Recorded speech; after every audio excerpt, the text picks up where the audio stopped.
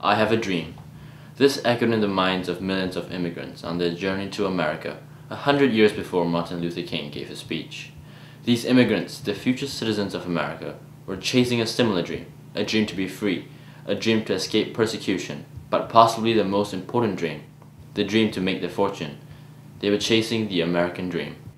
Lawrenceville student body encompasses students with different religions and backgrounds. You're about to see students of different races and colors, but with one nationality in common: American. I'm German and I live in Philadelphia. I'm Irish and I live in New Jersey. I'm half Swiss, half Chinese, and I live in Lawrenceville, New Jersey. I'm from India and I live in New Jersey. I'm Peruvian and I live in Philadelphia. I'm from India and Pakistan and I live in Manhattan, New York City. Hey, I'm John. I'm Italian and I'm from Tabernacle.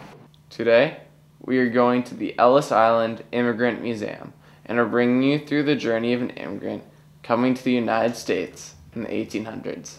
Ellis Island in the New York Harbor serves as a gateway for millions of immigrants to the United States, and it was the nation's busiest immigrant inspection station from 1892 to 1954.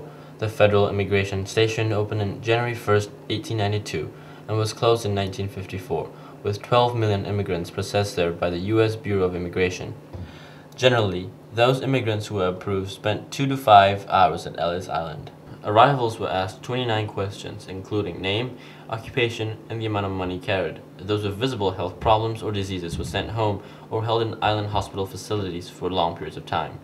More than 3,000 of would-be immigrants died on Ellis Island while being held in the hospital facilities. About 2% were denied admission to the U.S. and sent back to their countries of origin for reasons such as chronic contagious diseases, criminal backgrounds, or insanity.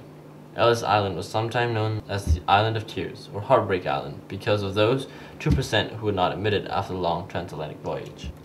Today, over 100 million Americans, 1/3 of the population, can trace their ancestry to the immigrants who first arrived in America at Ellis Island before dispersing to points all over the country.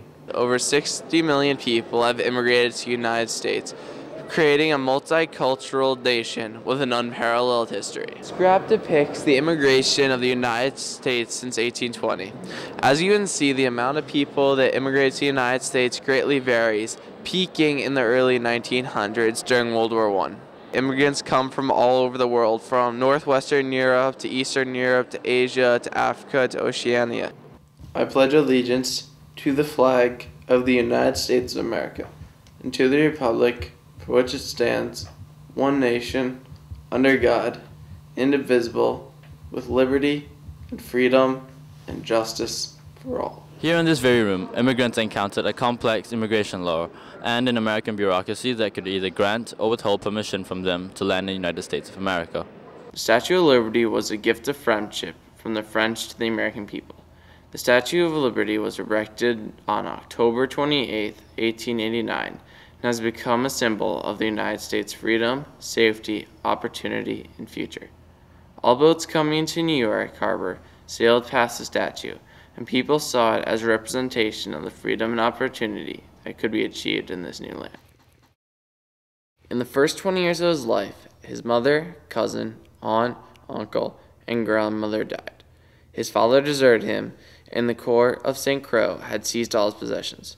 Within 3 years of losing all his possessions, he was a successful businessman. 10 years after that, he was a war hero and personal aide to Washington. Then before his 30th birthday, he was one of New York's most successful lawyers and had founded the Bank of New York. When Washington had to elect a Secretary of the Treasury, it was a no-brainer to choose Hamilton. Hamilton did not only found the Bank of New York, but he was also very good friends with Washington. Alexander Hamilton single-handedly shaped the United States' modern financial system. Alexander Hamilton is the archetype of the American dream. Not only did he immigrate to the United States from Charlestown, the Caribbean, but he also came to America with very little money. Alexander Hamilton was either born January 11, 1755 or 1757 in Charlestown, Nevis.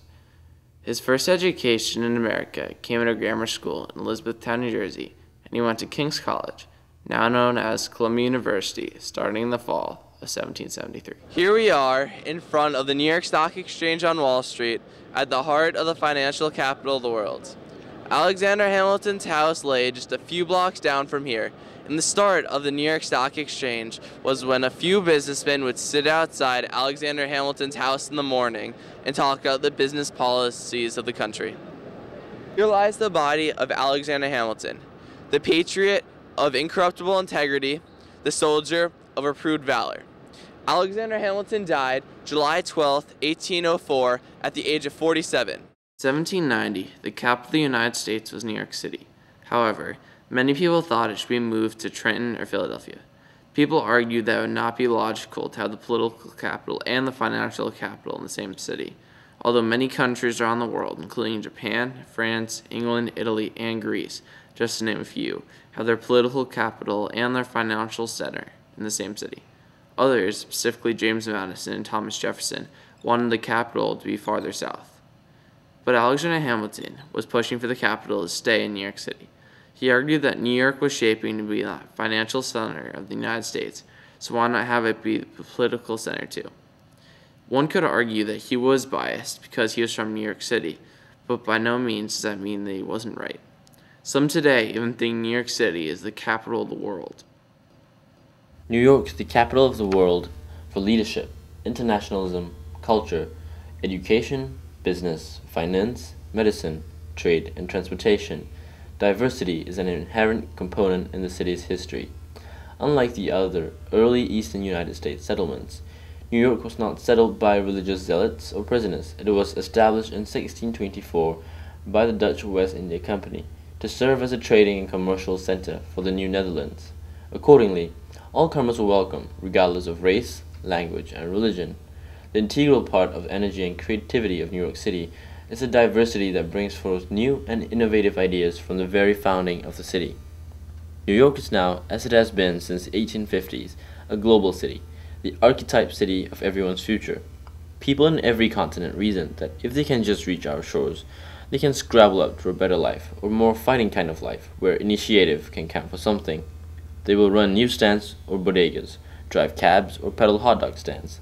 They will be janitors or security guards, whatever it takes. New York is a concentrate of art and commerce, and sport and religion, and entertainment and finance, bringing together a single compact arena, the gladiator, the evangelist, the promoter, the actor, the trader, and the merchant. E.B. White, 1949. For over 200 years, this very nation has been a beacon of freedom and democracy for billions around the globe. As we enter a new era, the United States of America will once again lead the way to a better, more prosperous tomorrow.